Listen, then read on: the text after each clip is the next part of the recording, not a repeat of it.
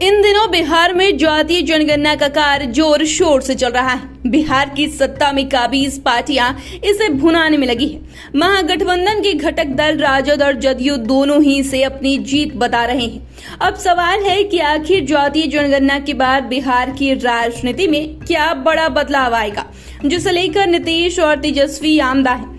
आखिर जातीय जनगणना के बाद ऐसा क्या हासिल होने वाला है, जिसकी चाहत में मंडल की राजनीति करने वाली पार्टियां पूरे जोर शोर से लगी हैं। आखिर क्यों जातीय जनगणना को लेकर बिहार में हर बात पर अलग राय रखने वाली पार्टियों की सोच एक जैसी हो गई है। आखिर जात की बात में ऐसा क्या है जिसमें बिहार के दलों को सियासी संजीवनी नजर आ रही है।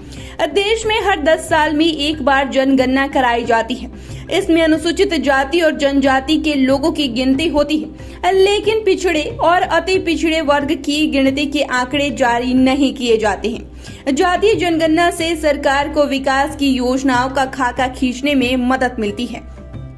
यूं समझिए ये भी विकास का एक पैमाना ही है, लेकिन इसमें जाति के शामिल न होने से कई बार दिक्कतें भी सामने आती है, खास तौर पर बिहार में जहां जाति ही सब कुछ है।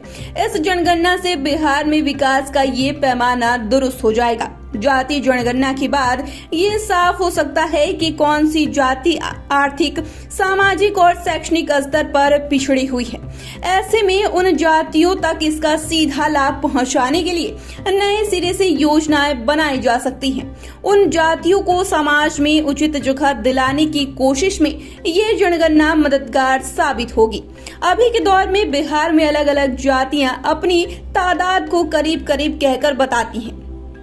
जैसे यादव करीब 16% है, तो ब्राह्मण तकरीबन 6% और फाला जाति इतनी। लेकिन इस जनगणना के बाद तस्वीर एकदम साफ हो जाएगी। करीब करीब का फासला बिल्कुल ही खत्म हो जाएगा।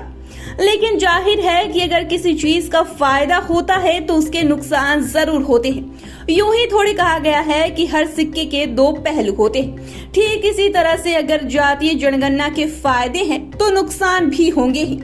एक बार ये जनगणना आ जाएगी तो वो जातियां जो आजादी के दशकों बाद और 1931 की जनगणना के बाद अब पिछड़ी हुई पाई जाएगी, वो राजनीतिक दलों के सीधे टारगेट पर होगी। या इसे सीधे शब्दों में कह सकते हैं कि राजनीतिक पार्टियां इस वोट बैंक पर सीधे नजर रखेगी।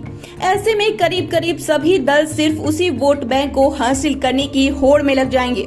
परिणाम ये होगा कि समाजसेवी यानी सबके विकास की अवधारणा को गहरी चोट पहुंचेगी, क्योंकि तब सामाजिक तराजू के पलड़े का बैलेंस बिगड़ने की स्थिति भी बन सकती है। जातीय जनगणना के बाद अगर किसी जाति या समाज को पता चला कि उसकी तादाद कम है तो वो अपनी जनसंख्या बढ़ाने की होड़ में लग सकती है। जाहिर है कि इसका सीधा असर परिवार नियोजन कार्यक्रम पर पड़ेगा और जनसंख्या को काबू रखने की कवायद को झटका भी लगेगा। 1952 में तत्कालीन गृह मंत्री सरदार वल्लभ भाई पटेल ने इसी संदर्भ को भी जोड़ा था और सामाजिक ताना बाना टूटने की आशंका जाहिर की थी, जिसका उदाहरण हर 10 साल के जनगणना के बाद केंद्र की सरकार देते रहती है। तो फिलहाल के लिए इतना ही। चैनल को सब्सक्राइब करें, फेसबुक पेज को लाइक करें और वीडियो देखने के लिए आपका शुक्रिया।